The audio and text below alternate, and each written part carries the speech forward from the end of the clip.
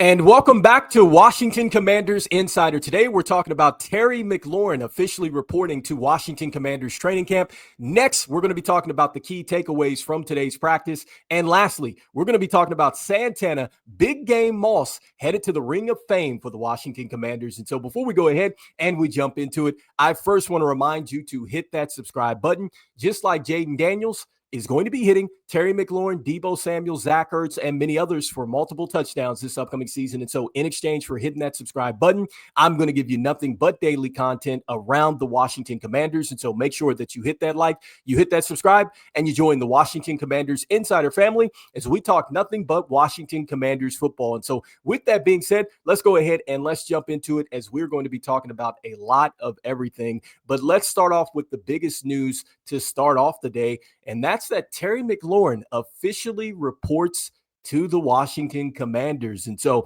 this was great to see. If you got a chance to see the clips, the fans were going wild out there. Terry McLaurin did sign some autographs, and so I'm going to talk about what he had to say. And then, some of the details with this now is that Terry McLaurin is going to be on the active PUP list. It looks like he's still dealing with an ankle from last season. And so that's according to Dan Quinn. It looks like that something's lingering here. And so one of the things that you can do is you can do some work on the side of the field. So I guess he'll be working with the trainers and things like that as they try to go ahead and ramp him up. And so one of the things that Dan Quinn does talk about is that by protecting the players, you're protecting the team. So sounds like that they are going to try to get a plan into place and see, what the timeline looks like for Terry McLaurin to be able to return to the field. I think that the next question after that is that once Terry McLaurin is cleared, will he practice? Because one of the other things is that there has been no new deal. And so remember, going into this, he's definitely looking for a new contract. He has stated that. Everybody knows that, but he is in the building. And I personally think that something good is coming here. I do think that a resolution is going to happen between Terry McLaurin and the Washington Commanders, because one of the things that I was reading about too is they were saying, well, why come he hasn't requested a trade? And I think the bottom line is that Terry McLaurin wants to be there. He said that he wants to be with the Washington Commanders.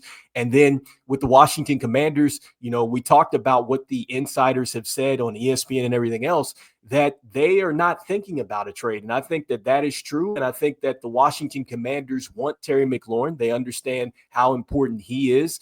And Terry McLaurin wants the franchise. And I think that they just need to come together and find a solution here, which I think is going to happen because he is now in the building. And I think that one of the things that was talked about here with Dan Quinn is he said that they're still working through the business side of things to get something done. And so that is great news to hear, because remember, one of the things that Terry McLaurin had said was, look, there wasn't any communication. And so, that's great. He's in the building, and we're hearing that maybe the business is starting to get done, hopefully. And so we'll definitely report on that as soon as something does happen. And so as of right now, at the time of this recording, no new deal for Terry McLaurin, but that looks like that is the status for him. And so we'll find out some more about what the plan is going to be. But man, it was great to see that Terry McLaurin was in the building, and I loved some of the things that he said. And so I got a chance to look at this on a CBS article, and you can really pretty much find this stuff everywhere because they're talking about what he had to say. And so this is the quote that I saw here. And so it says, it's unbelievable. So he says, oh man, it's unbelievable. McLaurin said of the fan support, that's the part that gives you joy. Like, you kind of lose sight of some things sometimes when the business gets involved, but I never lost sight of the way they supported me and the way that I pour into them and the way they pour into me. So in the end of the day, it's business, but it has nothing to do with them. And any chance I could come out here and do what I got to do in the facility, but come out and show them my support and how much I love them, I'll always do that. And so you just love to hear that from Terry McLaurin. I think that, man, he always says the right things. He showed up for this franchise through the good times and the bad times. And I just think that, they are going to get something done. I don't know what it's going to look like for the long term, but I do think that something does happen. That's just my personal opinion here. But it's great to see that Terry McLaurin is in the building. And it was just great to see him say that. He also does say that it feels good to be around my teammates and around my fans. I can't beat that at all. They show me a lot of love and support. And I just try to give that back, not just on the field, but off the field. And so I think that that's absolutely true. And so that is the update here with Terry McLaurin. And so next, I wanted to go ahead and jump into Dan Quinn and some of the notables that he had to say. And so he did talk about protecting the player and protecting the team, which I just said here. But another thing that comes up in his press conference at the start of the day was he's asked about, what is one thing that comes to mind with Terry McLaurin? And he said, just the competitor.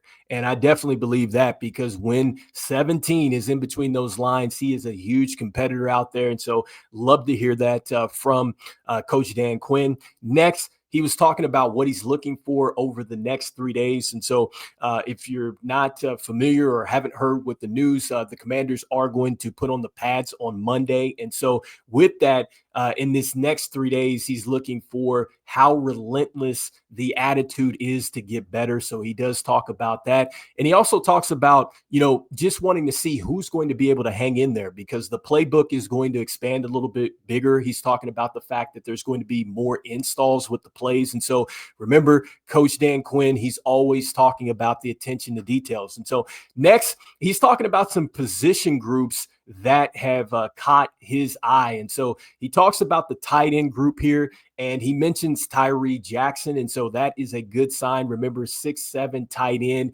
talked about him making a nice play a couple days ago here. And so that's always a good sign if you're catching the eye here of your head coach. And so we'll see how that tight end group ultimately shakes out. Another thing he talks about is the running back group. And so one of the things that he mentioned, I believe a practice ago, was talking about that's one of the things that you want to see what they look like when they put on the pads between the running back position and then also to the line to scrimmage, which he's made very clear that that's how you win in the National Football League. But he's saying with the running backs, you got to find out, can they make the right reads, right cuts, getting downhill, things like that. And so those little things and little details you find out when the pads get on. But I loved his example today. And so he talks about Johnny Manziel. And so if you're not familiar with Johnny Manziel, drafted by the Cleveland Browns, didn't work out, but man, he was a tremendous college player. And I guess Cliff Kingsbury coached him up in college. And he was talking about how him and Cliff Kingsbury talked about this one time where I guess in practice, Johnny Manziel would always say he wasn't tackled, because if you see the practice out there and they're not playing with the pads and stuff, they'll blow it dead with the whistle and say, okay, he's tackled, whatever. And I guess he would say, no, I'm not tackled. And then when he got to the games, you saw he wasn't truly tackled, because he would always find a way to shake loose. And so that's why Dan Quinn's looking forward to seeing what these running backs and stuff are going to look like when actual game footage started. So I thought that was a great insight. And so next, looking at the cornerbacks. And so he's saying that they've been awfully competitive. He talks about Jonathan Jones. He talks about Trey Amos, and he talks about the importance of the communication that's going to be needed from the inside corners. And so that was the insight that he gave us there. And then next, kind of going into this and kind of tying it together towards the end. And so just some other things that you have to think about with the Terry McLaurin situation here. So there's 16 wide receivers making more per year, and just only Tyreek Hill and Calvin Ridley, were older than 27 once they got their new deal that had with Terry McLaurin. I believe he got up to $200,000 in fines, and so that's something that I read there. And so next, I wanted to go ahead and I wanted to jump into the key takeaways from the day. And so if you want to go check out some of these highlight clips, you can go over to Commander's Wire. There's several highlights here. And so let's start off with, I think, one of the biggest things here, and it was just the support. I just saw a ton of pictures out there where just people were lined up to get into practice. And so that was wild. One of the things that I saw within this is that when Terry McLaurin comes out, you hear the chants for Terry McLaurin. And so the energy was incredible. The next thing that I saw too was there was a clip with Dan Quinn, And he says that home field advantage starts in July and not September. And so that was cool to see. So talking about the support of the fans. And so just wanted to talk about that first. The next, I wanted to go into one of the first wild plays or key plays that I saw here in the practice today. And so this is something that was also talked about on NFL Network. And so if you got a chance to see their segment in Welcome Back Weekend, they talk about the period and they say that it was one in which I guess they were working on pass protection and they were blitzing Jaden Daniels kind of coming after him in that first period.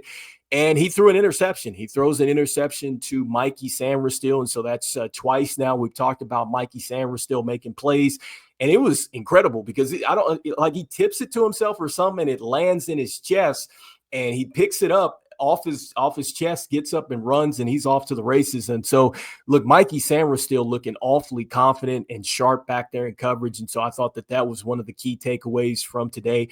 Next, another thing, just going into Jaden Daniels. And so Jaden Daniels showing us what we already knew, that this guy is super composed and poised. And so one of the things that they talk about in the NFL Network, kind of segment there is that he looked composed, besides that interception or whatnot. You could see that he was moving, buying time, finding receivers and things like that. So Jaden Daniels looked good yet again. And then another clip that I was able to see here, once again, going into that article on Commander's Wire, was Jalen Lane. And like Jalen Lane makes an incredible catch, but man, it was an incredible dime from Jaden Daniels. And so it looks like that he's running a corner route, and the corner that's guarding him, I couldn't tell who it was. They are right there on Jalen Lane's hip. And then the safety, it looks like, comes over and he's on top. And there's just a small window to put this football in the pocket for him to get there. And Jaden Daniels dropped it into the bucket. And it was a terrific catch from Jalen Lane because, I mean, he's not the tallest receiver out there, but it was a great play. Not sure that he got his back foot back there in the back of the end zone, but, man, it was a heck of a catch, heck of a throw. And so I thought that was a highlight from today. Next, there was a drill out there where I think linebackers were kind of circling on both sides. You had a ball carrier coming straight at them, and it was like a converging on the ball carrier type of drill. And so that I thought looked interesting out there. Definitely a scenario that plays out there on Sunday. You got to be able to converge on the ball carrier and make the plays. And so that looked pretty cool to see. And so that is some of the plays that really stood out there. And once again, I think that the biggest thing was just the fan support. Obviously, we talked about Terry McLaurin being out there, and so they do show a clip of him signing tons of autographs. Saw that Jaden Daniels was out there signing autographs as well. Super pumped up. I think kind of motioning to the crowd for the Terry chant and stuff like that. So Jaden Daniels pumping it up for his teammate, right? He's a great teammate. We know that. And so that was cool to see. And so those are some of the insights from today here. And so next, I wanted to quickly kind of jump over to the last part that I saw here, and this was on the NFL Network stuff. And so I thought that there were some good insights here from Dan Quinn. And so Dan Quinn, saying that he did move up the practice, wanted to keep everybody safe. And so it was hot and humid out there from what I see. He does talk about Jaden Daniels and just really how focused and prepared he is. He talks about how he kind of almost scripts things before the practice, and so kind of going through that by himself and then getting ready for the practice or the games. And so that is something that we've heard about from Jaden Daniels, and obviously why we love him as a franchise quarterback, the focus that he puts into this thing.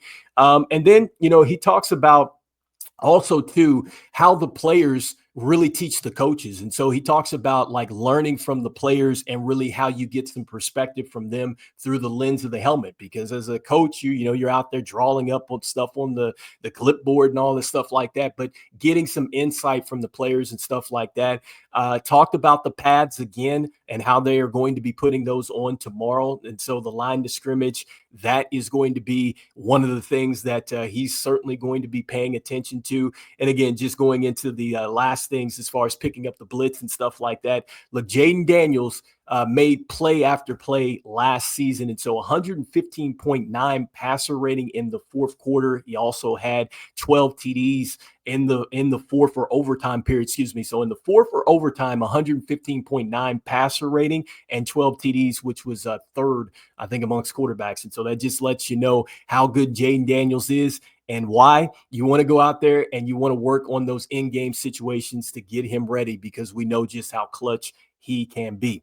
So next, let's go ahead and let's lead into the last part of the show, and that is talking about Santana, Big Game Moss. He is headed to the Ring of Fame. And so, man, I love it.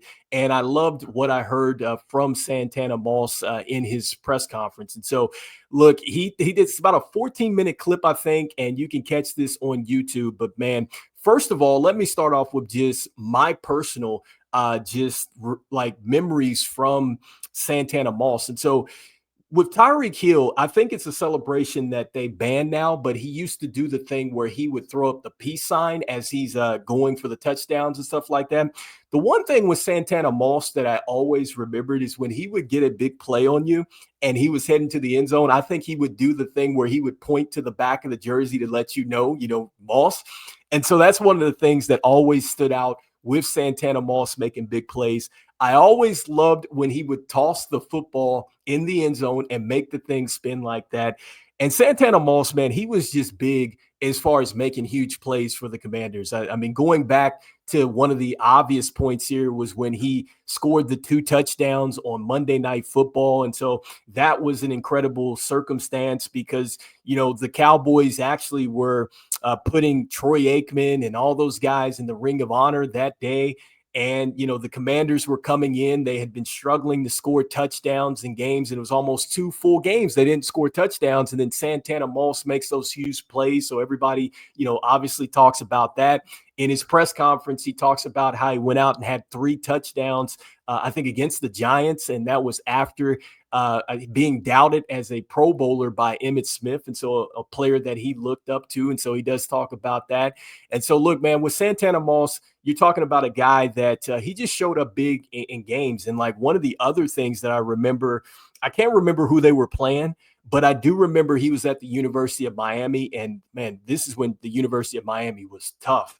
And he had either made like a huge play to either win the game or something like that. And he was emotional. And I never will forget, he was like, big time players show up in big time games. And I never ever forgot that to this day. And so that's the type of passion that you got out of it with Santana Moss. And so it's great to see he will be headed to the Ring of Fame starting in week 1 against the Giants too. And one last thing too that I like that he talked about, he was talking about ownership, and he talks about how ownership has done a great job as far as going out and getting a great coach in Dan Quinn, because he's like, that's not easy, just putting together a good football team. You still got to have a guy that is a leader of men. So he does acknowledge ownership that way. But I love how he talks about the fan experience, and he's talking about how they've upgraded like suites and concession stands and stuff like that, and talks about that fan experience because I can tell you, from a person that has like had some experience like in the sports industry, that what it comes down to is it is mainly about the experience that you have as a fan. Like, it's the bottom line is most times you sometimes don't even remember the wins and the losses, but it's about the experience. And so I thought that was cool that he talks about that with management. And I think that is huge, right? That, the fans and the experience and everything else, because that's what really makes a difference. And so love that insight that you got from Santana Moss. Again, you can check out that interview. And lastly, I wanted to jump out of here with B-Rob and his interview. And so B-Rob, I only saw about 5 minutes of his take here, but I thought that he definitely gave some good insights here. And so one of the things that he talks about is the offensive line and how they're meshing. And so he's looking forward to seeing that continue to mesh. He also talks about, the fact that the Commanders have gone out and they have added to the offensive line. And so he's super excited about that. He talks about Ja'Cory Brooks. And so that is a wide receiver that has been making some noise over the last couple days. And so remember, I was telling you, he played for Louisville and he played for Alabama. And so he mentions that they did cross paths there. And so he was just telling him about, just the standards of being a Washington Commanders. And so showing some leadership there.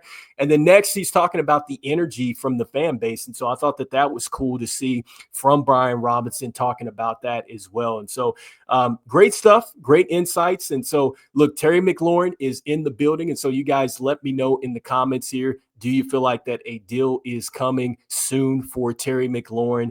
And, is there going to be a resolution for that? And, also too, let me know what you guys are thinking from the key plays here from today's practice. Again, talked about Mikey Sanders still making plays, the composure and poise that it sounds like that Jaden Daniels had out there. Jalen Lane makes a spectacular catch. Brian Robinson talking about the energy from the fans, and also too talking about how he's excited for this not new offensive line, but the pieces that the Commanders have brought over, and how that is going to look here for the season. And then lastly, let me know what you guys are thinking here about Santana Moss and him heading to the Ring of Fame. I'd love to hear your insights here about that. And so again, Santana, big game Moss, that's what I call him all the time, because, man, he just made big plays in big games. And so, as we always say, look, go Commanders, and I will see you guys on the next one. All right, peace.